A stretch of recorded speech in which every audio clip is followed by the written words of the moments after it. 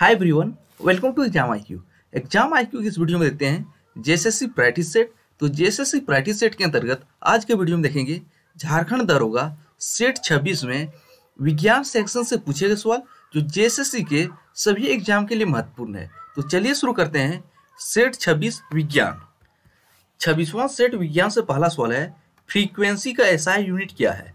तो फ्रीक्वेंसी का SI unit क्या है? Hertz, Newton, pascal, ampere. तो इसका सही आंसर हो जाएगा हर्ट्ज जो है फ्रीक्वेंसी का एसआई यूनिट है, और पास्कल जो है दाब का एसआई यूनिट है। आपको बताना है न्यूटन जो है किसका एसआई यूनिट है, आपको कमेंट करके इसका आंसर देना है। अब दूसरा सवाल देखते हैं, अल्ट्रासाउंड और इंफ्रासाउंड इसके द्वारा नहीं पहचानी जाती है। तो किसके द्वारा अल्ट्रासाउंड और इंफ्रासाउंड नहीं पहचानी जाती है?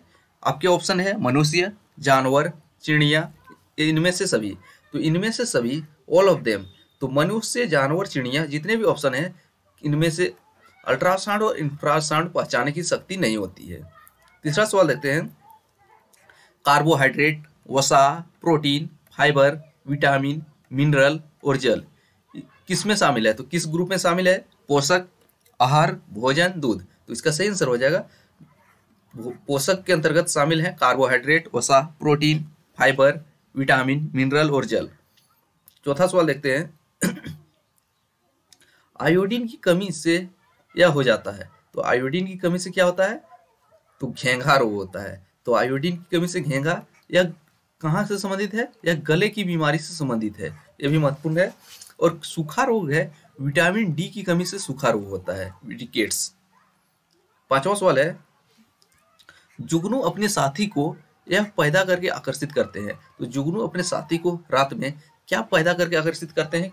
किससे आकर्षित करते हैं रात को? आप देखे होंगे, प्रकाश, गर्मी, ऊर्जा, भोजन। तो जुगनू रात में प्रकाश छोड़ते हैं, इसी से इसके साथ ही आकर्षित होते हैं। पहला ऑप्शन सही होगा प्रकाश। छठा सवाल देखते हैं, एक प्रणाली गठन कर जब विभिन्न समुदाय आपस में संसर्ग करते हैं और उसका जैविक पर्यावरण कहा जाता है। तो इसका आंसर क्या होगा? इकोसिस्टम, सोलर सिस्टम, सूक्ष्म जीव प्रणाली, कॉम्प्लेक्स सिस्टम। तो इसका सही आंसर है इकोसिस्टम, पहला ऑप्शन सही हो जाएगा। सातवां सवाल देखते हैं, एक हल्के पीले रंग का द्रव्य जिसमें रक्त कण और प्लेटलेट्स मौजूद रहते हैं, उसे क्या कहा जाता है? एक हल्के रंग का द्रव्य है जिसमें रक्त कण और प्लेटलेट दोनों मौजूद है, उसको क्या कहा जाता है? प्लाज्मा। तरल पदार्थ, कोशिका द्रव्य, तरल। तो इसका सही आंसर हो जाएगा प्लाज्मा। तो एक पदार्थ जो है हल्के रंग का है, हल्के पीले रंग का है, इसमें रक्त कण और प्लेटलेट्स होते हैं, इसको प्लाज्मा कहा जाता है। और यहाँ एक ध्यान देने वाली है, रक्त किस प्रकार का उत्तक है? तो रक्त जो है संयोजी उत्तक है। ये भी सवाल जेएसएससी में पूछा गया है। आठवां सवाल है, उष्मा बहुत अच्छा संचालक किसमें है? तो उष्मा किसमें सबसे अच्छी तरह से संचालन करती है? तो धातु में, नॉन मेटल्स में, लिक्विड्स में या गैसेस में। तो इसका सही आंसर मेटल हो जाएगा।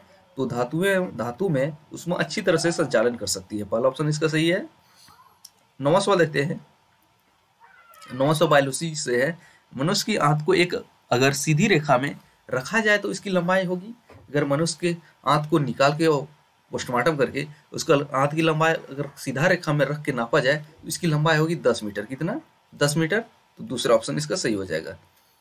10वां सवाल देखते हैं, एक विशेष प्रकार के प्रोटीन जो कि शरीर में हमारे शरीर द्वारा रासायनिक प्रतिक्रिया घटित करने अथवा उसकी गतिशीलता के लिए उत्पन्न किए जाते हैं, उन्हें कहते हैं एंजाइम, उत्प्रेरक, माइक्रोप्रोटीन, आंतरिक।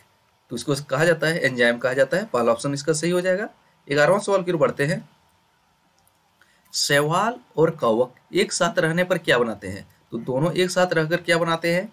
लाइकेन, जोंक, टिक, हाइक। तो इसका सही आंसर हो जाएगा लाइकेन। तो शैवाल और कवक मिलके लाइकेन का निर्माण करते हैं, पहला ऑप्शन इसका सही हो जाएगा। 12वां सवाल देखते हैं, ऑक्सीजन की मौजूदगी में जो श्वसन होता है उसको क्या कहा जाता है? नॉर्मल सवाल वही है। तो ऑक्सीजन की उपस्थिति में होने वाले श्वसन को क्या कहा जाता है?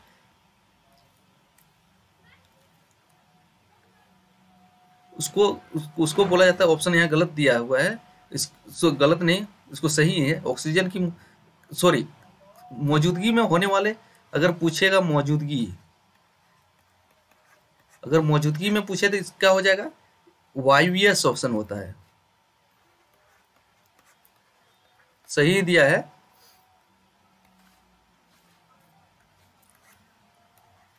ऑक्सीजन की उपस्थिति में होने वाला वायु शोषण, लेकिन यहाँ सवाल पूछा है गैर मौजूदगी, तो इसका सही आंसर हो जाएगा अवायवीय। जिसमें जिस शोषण में ऑक्सीजन उपस्थित नहीं रहेगा उसको अवायवीय शोषण बोला जाएगा, और जिसमें ऑक्सीजन उपस्थित रहेगा उसको वायु शोषण। तो दोनों में कंफ्यूज दूर कर लीजिए, तीसरा ऑप्शन इसका सही है। 13वां सवाल है, वायरस इनसे बनता है, किससे बनता है? डीएनए से, आरएनए से, प्रोटीन आवरण से, या ऑल ऑफ देम? तो इसका सही आंसर हो जाएगा क्या, वायरस किससे बनता है?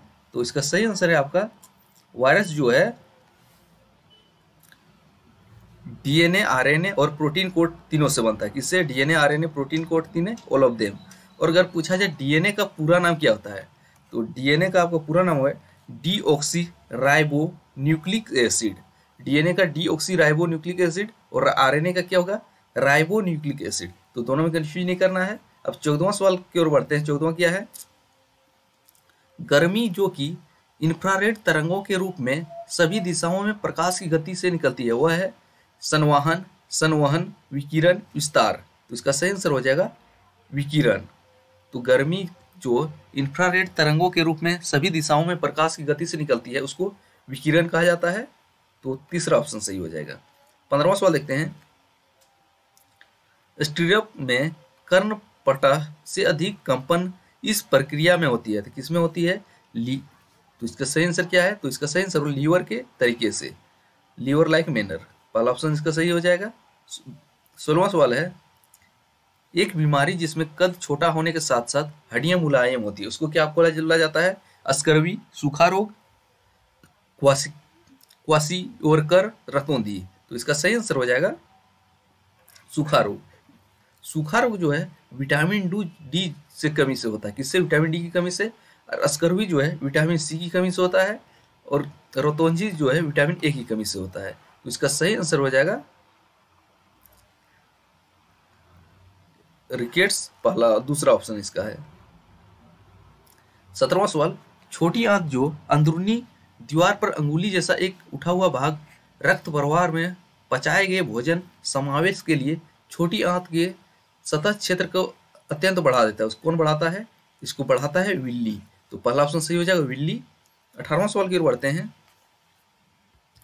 तो एक दूसरे को लाभ पहुंचाने वाली दो जीवों के बीच परस्पर संबंध को क्या कहा जाता है? सहजीव, अन्योन्य आश्रय, पराश्रिता, आहार श्रृंखला।